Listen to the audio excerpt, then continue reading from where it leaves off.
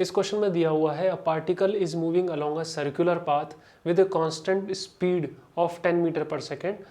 What is the magnitude of change in its velocity of the particle when it moves through an angle of 60 degree around the center of the circle? ये question circular motion का है. हम सबको पता है कि circular motion एक accelerated motion है, उसमें कभी भी वेलोसिटी कांस्टेंट नहीं हो सकती.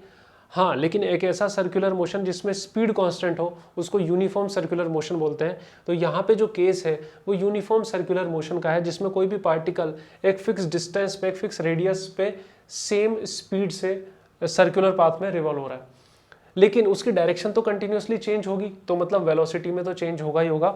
और वही पूछा है कि कब का, मतलब 60 डिग्री टिल्ट हो गया तब का. देखो मान लो कि कोई भी पार्टिकल, जैसे ये कोई भी पार्टिकल है किसी ए पोजीशन पे है, तब उसकी वेलोसिटी है वी ए वेक्टर. वही पार्टिकल जब 60 डिग्री मूव हुआ तब उसकी वेलोसिटी है वी बी वेक्टर.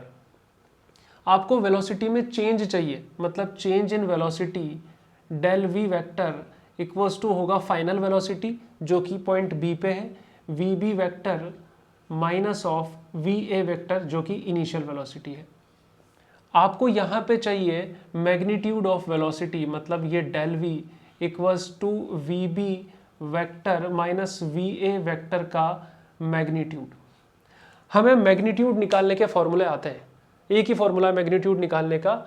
जैसे मान लो अगर कहीं पे मैग्नीट्यूड निकालना हो, ए वेक्टर प्लस बी वेक्टर का अगर आपको मैग्नीट्यूड निकालने को बोले तो उसका फॉर्मूला होता है a square plus b square plus 2ab cos theta. ये फॉर्मूला होता है रूट के अंदर. कुछ ऐसा ही हम यहाँ पे यूज करने वाले हैं. पहले हमें लेकिन इन दोनों के बीच का एंगल तो पता लगे. एंगल पता करने के लिए किस किस के बीच का, वी ए वेक्टर और वी बी वेक्टर के बीच का एंगल तो पता लगे. ये हो गया हमारे पास वी ए वेक्टर, ये रहा वी ए वेक्टर. ठीक है, वी बी वेक्टर इधर है टेढ़ा, वी ए से मुड़ के, क्योंकि फोर्स इधर लगा, सेंट्रीपिटल फोर्स लगा तो वो चीज मुड़ गई. सेंट्रीपिटल फोर्स हमेशा किसकी तरफ लगेगा, सेंटर की तरफ लगा सेंट्रीपिटल फोर्स, इसलिए चीज मुड़ गई और मुड़ के इधर चली गई. तो वी बी उधर जा रहा है. तो वी ए और वी बी में एंगल कैसे निकालें, तो उस एंगल को निकालने का तरीका ये है कि क्योंकि वी ए एकदम वर्टिकल है तो वर्टिकल के साथ हम एंगल निकाल लेते हैं. वी बी का जो एंगल वर्टिकल के साथ होगा वही एंगल वी ए के साथ भी होगा, क्योंकि वी ए कैसा है, वर्टिकल हमने कंसीडर किया है. चलो इसको निकालना स्टार्ट करते हैं. वर्टिकल के साथ वाला ये एंगल, मतलब ऊपर वाला एंगल अगर हम निकाल लें तो उससे हो जाएगा. देखो कैसे निकालें, यहाँ पे हम देखते हैं इस जगह पे ये 60 डिग्री, तो ये अल्टरनेट एंगल होने की वजह से ये भी कितना हो गया 60 डिग्री. ठीक है, फिर ये जो टेंजेंशियल लाइन हमेशा रेडियस पे कितना बनाती है, 90 डिग्री बनाती है. ये 60 तो ये कितना हो गया 30 डिग्री, यहाँ पे हो गया 30 डिग्री. अगेन ये वर्टिकल होने की वजह से ये पूरा एंगल कितना है 90 डिग्री, उसमें से 30 अलग हो गया तो ये अगेन कितना हो गया 60 डिग्री. मतलब वी ए और वी बी के बीच में एंगल कितना है 60 डिग्री. दोनों की लेंथ में सेम बना रहा हूँ क्योंकि दोनों की डायरेक्शन तो अलग अलग है, लेकिन दोनों की स्पीड कैसी है, मैग्नीट्यूड कैसा है, सेम है. अब सबसे खास बात ये इस क्वेश्चन में कि आपको वी ए और वी बी का रिजल्टेंट नहीं निकालना, आपको v b minus v a का रिजल्टेंट निकालना है. मतलब पहले आपको वी ए से वी ए माइनस निकालना पड़ेगा. मतलब वी ए वेक्टर का ये रहा सेम लेकिन डायरेक्शन अलग, सेम लेकिन डायरेक्शन अलग होके वी ए वेक्टर जो है ये माइनस का आ गया, ये माइनस का वी ए वेक्टर है. अब आपको इन दोनों का रिजल्टेंट निकालना है वी बी और वी ए का, वी बी और वी ए का. तो इनके बीच का एंगल कितना होगा, ये पूरा कितना होता है 180, तो यहाँ से ये होगा 180 माइनस 60, मतलब कितना हो गया 120 डिग्री, ये हो गया एंगल. तो यहाँ पे हमें जो थीटा काम में लेना है वो कितना काम में लेना है 120 डिग्री. यहाँ तक हमें क्लियर हो गया. इसको मैं मिटा देता हूँ यहाँ से. ठीक है, पहले हम इस पूरे क्वेश्चन को एक बार थीटा से कंसीडर करके चलेंगे, उससे ज़्यादा क्लियरिटी होगी. क्योंकि यहाँ तो आपको 60 डिग्री दे दिया है, हो सकता है थीटा दे दे, थीटा की वैल्यू कुछ भी करते रहे, वैसे कर देंगे. तो उस केस में मैं देखो वैल्यूज को चेंज कर रहा हूँ. मान लो ये एंगल आपको थीटा दिया होता, ये है थीटा, तो ये भी कितना हो जाता है यहाँ पे थीटा, तो ये भी कितना हो जाता थीटा. तो यहाँ पे कितना हो जाता, जो एंगल आप ले रहे होते थीटा वो होता 180 माइनस थीटा, ये लेते हैं आप काम. इसको मैं बोलता 180 माइनस थीटा उसको कंसीडर करता। इसको यहाँ से हटा देता हूँ एक बार को, ये 180 माइनस थीटा हम कंसीडर कर रहे होते। थीटा की जगह हम किसको कंसीडर कर रहे होते, 180 माइनस थीटा को कंसीडर कर रहे होते। अगर आपको यहाँ पे थीटा दिया होता, जो भी होगा 30, 40, 60 वो हम डाल लेंगे यहाँ पे। चलो इसको आगे करना स्टार्ट करते हैं हम। थोड़ा सा टिपिकल है, देखो क्या होगा, डेल वी अगर मैं निकालना चाहूँ, डेल वी वेक्टर वो होगा v b square plus v a square. अब जो मिस्टेक हम यहाँ करते हैं, सबसे बड़ी मिस्टेक, यहाँ देखा माइनस तो यहाँ भी क्या लगा दिया हमने, माइनस। क्योंकि जनरली हमारी क्या आदत होती है कि a प्लस बी का मैग्नीट्यूड निकालते हैं तो यहाँ प्लस लगाते हैं, तो a माइनस बी का मैग्नीट्यूड निकालेंगे तो माइनस लगा देते हैं। ऐसा नहीं करना, आपको यही करना है, 2va vb cos थीटा, आपको यही करना है। अपने आप इस cos थीटा की वजह से प्लस माइनस आ जाएगा यहाँ पे, हमें नहीं करना।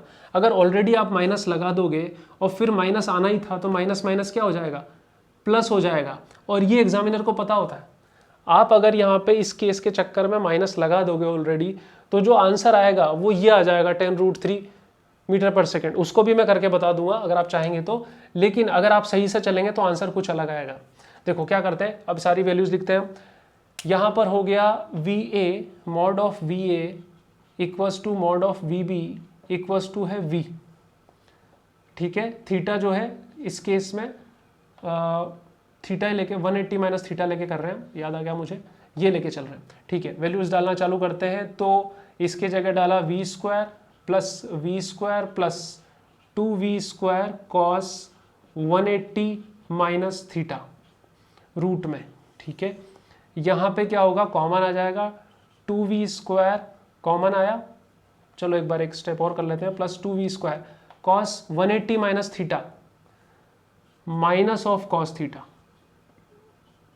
ठीक है, equals to 2v square minus 2v square cos theta root में। 2v स्क्वायर कॉमन ले लूँ अंदर ही अंदर, 2v स्क्वायर कॉमन लिया, अंदर बचेगा 1 माइनस कॉस थीटा रूट के अंदर, ठीक है। उसके बाद हमें एक फॉर्मूला पता होना चाहिए, कॉस 2 थीटा इक्वल्स टू होता है 1 माइनस 2 साइन स्क्वायर थीटा। ऐसे ही अगर मैं लिखता हूँ कॉस थीटा, सिर्फ कॉस थीटा लिखता हूँ, तो यहाँ पे हो जाएगा 1 minus 2 sine square theta by 2। अगर यहाँ 2 थीटा है तो यहाँ थीटा है, अगर यहाँ सिर्फ थीटा है तो यहाँ थीटा बाय 2 है। यहाँ पे हमारे पास क्या है, कॉस थीटा। ये वाला फॉर्मूला हमें लगाना है यहाँ पर। इस कॉस थीटा की जगह इतनी बड़ी वैल्यू पुट करके हमें डालनी है यहाँ पर, ठीक है। डालना स्टार्ट करते हैं, तो यहाँ हो गया 2v square 1 minus, again cos theta की जगह माइनस करके, या अगर हमें थोड़ा सा सिंप्लीफिकेशन चाहिए तो कर सकते हैं, ठीक है, डाल सकते हैं माइनस के साथ। यहाँ पे कॉस थीटा है, माइनस है तो बड़ा ध्यान से डालना है क्योंकि माइनस सबके साइन चेंज करता हुआ चलता है। 1 minus 2 sine square theta by 2, और ये भी किस में है, रूट में, ऐसे, ये इसके यहाँ का, ये इसके यहाँ का, ऐसे ब्रैकेट बंद हो गया, ठीक है। इसको मैं ऐसा कर देता हूँ, सिंपली कॉस थीटा की जगह पूरी की पूरी वैल्यू डाल दी है। ये कॉस थीटा की जगह माइनस का साइन था, माइनस का साइन डाल दिया।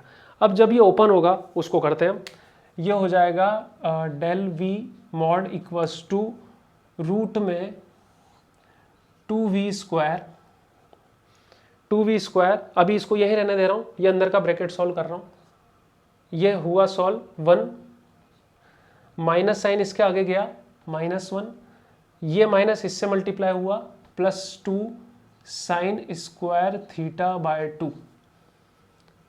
1 माइनस 1 कैंसिल हो गया, डेल वी क्या आ गया, डेल वी इक्वल्स टू आ गया 2v स्क्वायर, 1 माइनस 1 कैंसिल, अंदर बचा 2 साइन स्क्वायर थीटा बाय 2।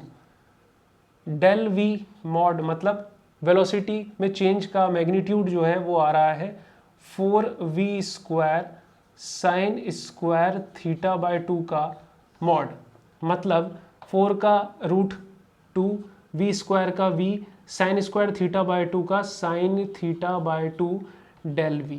ये है वेलोसिटी में चेंज, ये है वेलोसिटी में चेंज। इस सबको मिटा के मैं यहाँ लिख देता हूँ, जगह की थोड़ी सी दिक्कत है।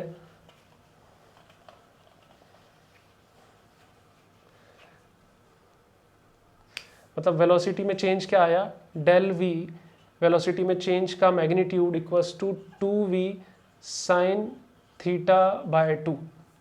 यहाँ पे हमारे पास थीटा क्या है 60 डिग्री, तो 2 और v कितनी है 10 sine 60 degree by 2। Sine theta उसके नीचे है जस्ट, ये पूरे साइन थीटा के नीचे 2 नहीं है कि पहले 60 डिग्री वैल्यू निकाल लो फिर 2 का डिवाइड करो, थीटा के नीचे है ये। तो ये कितना हो जाएगा 20 इंटू साइन 30, साइन 30 की वैल्यू कितनी होती है 1/2, तो 20 इंटू 1/2 10 मीटर पर सेकेंड। आपका जो आंसर है सी आएगा। अब देखो जो गलती होती है वो मैं आपको बता देता हूँ। यहाँ पे ऑलरेडी अगर आप माइनस लगा देते तो इसकी वजह से जो माइनस आ रहा है, माइनस माइनस क्या हो जाता प्लस, यहाँ पे आता प्लस, यहाँ पे आता प्लस।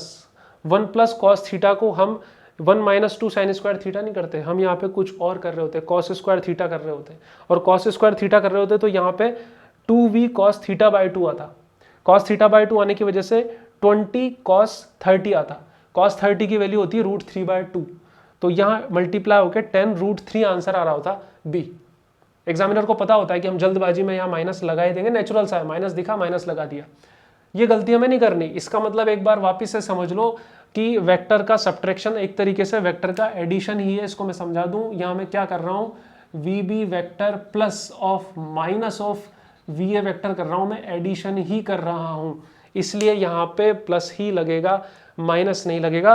और ये एक जनरलाइज फॉर्मूला हमने बना दिया वेलोसिटी में चेंज के मैग्नीट्यूड का, 2v sin थीटा बाई 2, जो भी एंगल दे रखा हो उससे आपका आंसर आ जाएगा। Okay, thank you.